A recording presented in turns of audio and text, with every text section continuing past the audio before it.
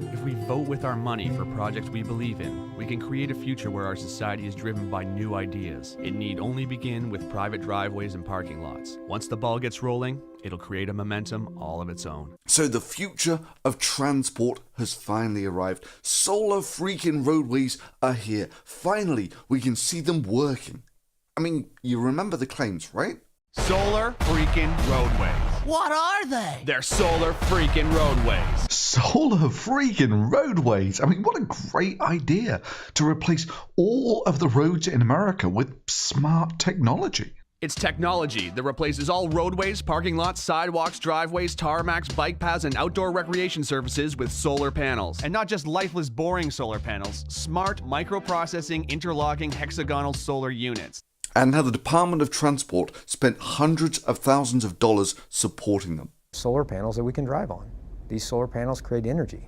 Solar pavement that powers the Welcome Center. That's MoDOT's plan for the future. Missouri Department of Transportation's Tom Blair is in charge of the project. Road to Tomorrow is our effort to seek new innovations that create new revenue streams for Missouri transportation. 2 years of research led them to such great discoveries. The solar panels generate more energy if you point them towards the sun. By testing these rooftop solar panels, and we've got one that's angled toward the sun and one that's flat. With the information we gather here, we'll be able to accurately tell them how much energy this parking lot will produce at this particular location. Truly, they've been spending their $2 million of Kickstarter money wisely, rediscovering the absolute basics of solar power like tilt angle. Not to mention the over $1.5 million of taxpayers' money that they've had for this. Now, it turns out the first solar roadway isn't actually in Missouri. It's in Sandpoint, Idaho, home of the inventor of solar roadways, one Scott Brushaw, who of course has the backing of the state senator. This is exactly the kind of over-the-horizon thinking that has brought Idaho's own solar roadways to national and world prominence. So what does the solar roadways prototype actually look like? I've got some of them hooked up and running so you can see the patterns and what the LEDs do. The first solar roadways test area set up in Jim Jones Square wasn't quite complete, but there was definitely something to look at. I know those who want to tear it down will say that it's actually not a roadway, that it's never going to have a car drive on it or a vehicle of any sort drive on it, but it's still definitely a footpath. Actually, no, it's not even a footpath. It's just a paved area in the middle of town. But it's going to generate lots of power, and people are going to be able to see that on the web. Until, of course, you go to that web page and find it's blank. More on why that's actually quite funny later. But they light up pretty, of course. I mean, solar roadways can produce over 16 million colours. Just like my $20 multicolored LED lights.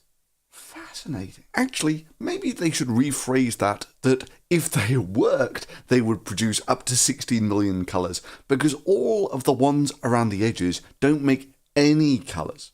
That is, about 18 out of 30 of the panels were dead on arrival. They never produced any light. And that was until, of course, it started raining and another 4 failed. But maybe that's just because it's all filled up with water. Because it looks like they just went and got a tarpaulin or something from Home Depot.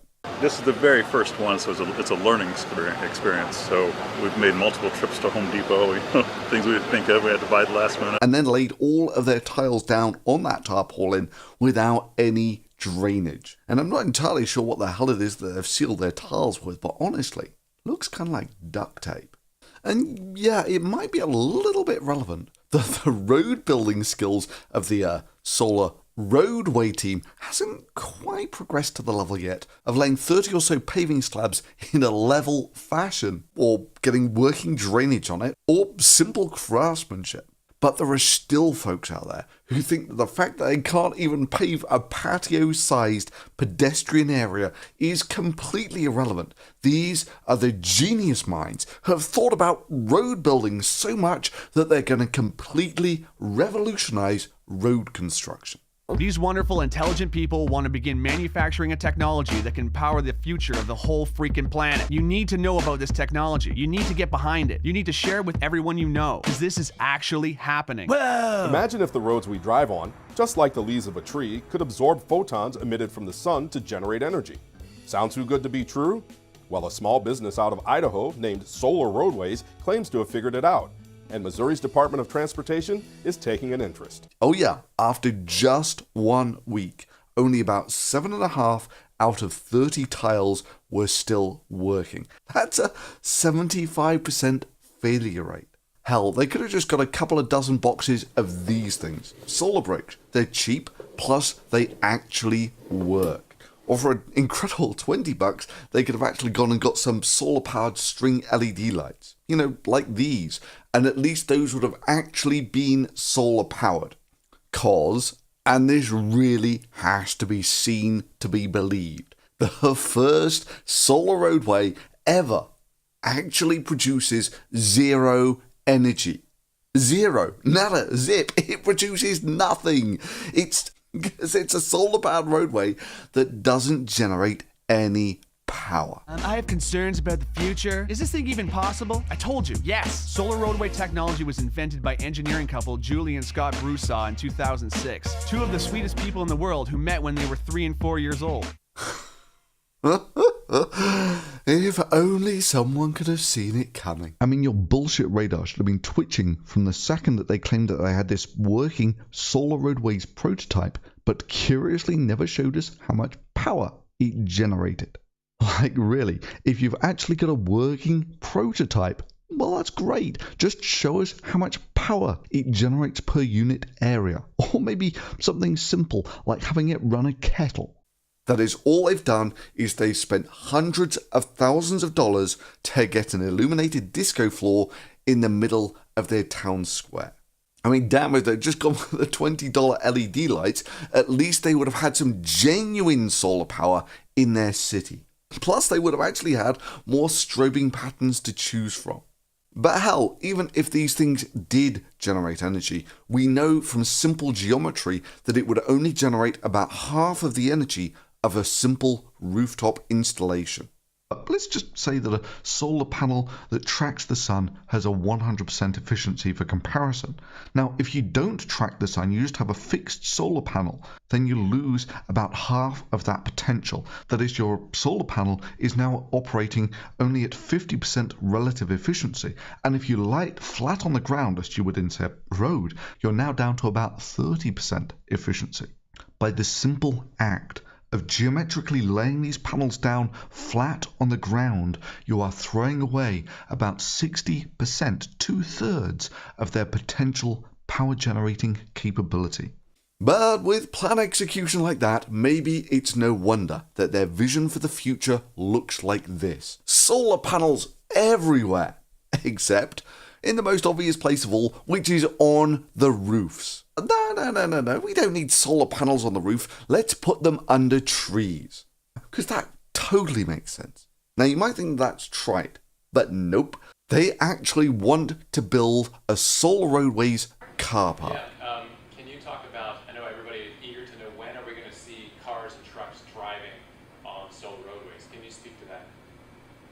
Well, this one and all three of the installations we talked about are not driving surfaces, they're all pedestrian surfaces. It would be open to a parking lot. The problem is we can't produce very many panels a day right now. So for pilots, we're looking for small things.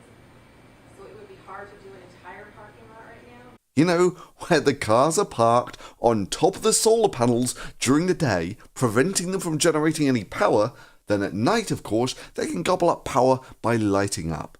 And of course, it's exactly as Broussard forecast the future to be. Of course you'll be able to see the LEDs during the day. I mean, just look at LED traffic lights or LED billboards. Pah, what do those naysayers know? They're the ones who scoffed at Galileo, scoffed at Copernicus, scoffed at the automobile. We wonder about people who reflexively dismiss our concept without trying to understand it, or go on public forums and attack us. It helps us to remember that there have always been people against change. For some, it's just too scary. They want to just keep things the same. Perhaps they are the descendants of those who argued that the earth was flat, that we didn't need cars because horses worked just fine, told the Wright brothers that they were out of their minds, or insisted that we would never reach the moon. Or perhaps they are the voices of larger entities who now feel threatened by the paradigm shift that is solar roadways. And absolutely, their grand opening of their solar roadway will vanquish any and all doubts about LEDs not being visible during the day. Oh, that's a shame. Plus, that's the visibility of LEDs during the day, as seen from a favourable high viewing angle, not the low viewing angle that you would normally get during driving. I mean, damn, you can barely see these LEDs when the street lights are still on. If only someone could have seen it coming. Well, let's start with the obvious. There is no way, none at all, that you would be able to see these LEDs under the full, hard sunlight. You know, when these solar panels are meant to be generating the electricity.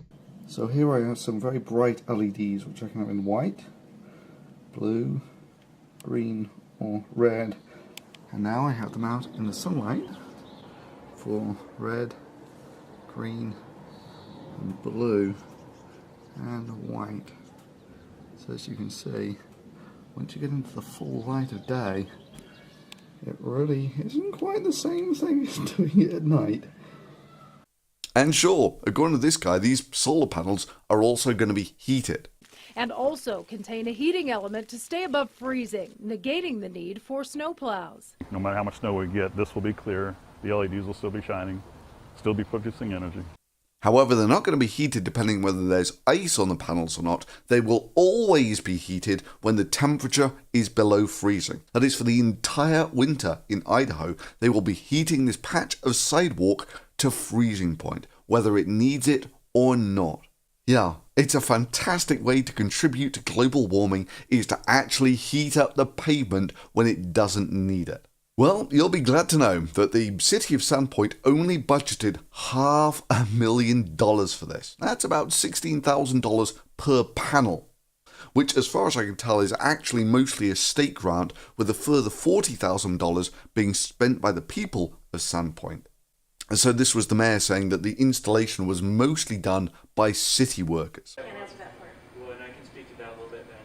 So this was primarily funded from an Idaho state grant, so it's mostly state tax dollars. There was a small amount that came from Sandpoint Urban Renewal, and then of course City of Sandpoint did provide some labor from our street crew. Either way, they seem pretty sure that this installation, budgeted at about $500,000, is going to earn its money back by powering a fountain and the lights in the restroom. Will be laid down here so the public can watch how they light up to create lines for roads, parking lots, and more. They'll produce power for nearby restrooms and this fountain. Now, sure, you could have gone with a regular solar installation, and a regular solar installation that would generate about twice the power of this would cost you about $5,000. Or looked at another way, the city of Sandpoint could have given away 99 free solar installations that would generate about twice as much power as this one. And that's, of course, assuming that at some point in the future, they actually manage to get this thing to work, and to get it to work at reasonable efficiency. Yep, they could have given away 99 systems that would generate twice as much power as this, and still had enough money to put a similar system on the roof of their restroom that would generate twice the power of this solar roadways. Sad thing is that solar roadways continues to get wall-to-wall favourable coverage in the media. Broussard says he already has orders from other cities around the country, and he says that he's hoping one day there'll be solar roadways all over the place. We're looking at how the LED lights work. Even though it's on a sidewalk, we're going to have a lot of fun playing around with LED lights, seeing how bright they are in the sun and stuff like that. We want to do that. Federal Highway has research dollars they're allowing us to use. Federal Highway Administration has already provided solar roadways with 3 separate research grants to deploy and develop their technology or their innovation.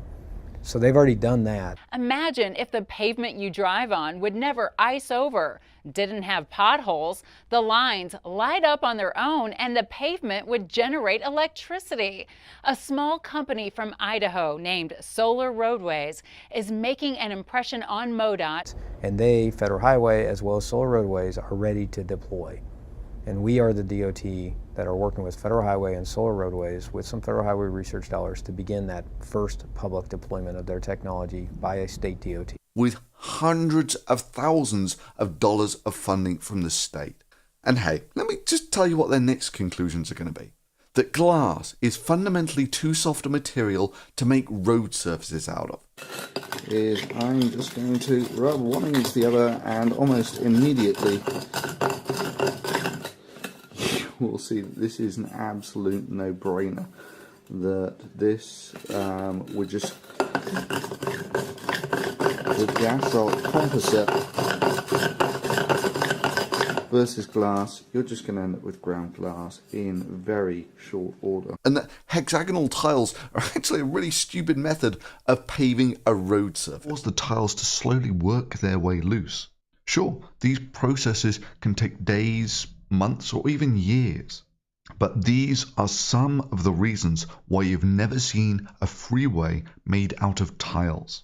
Look, blacktop has very good properties for making roads from.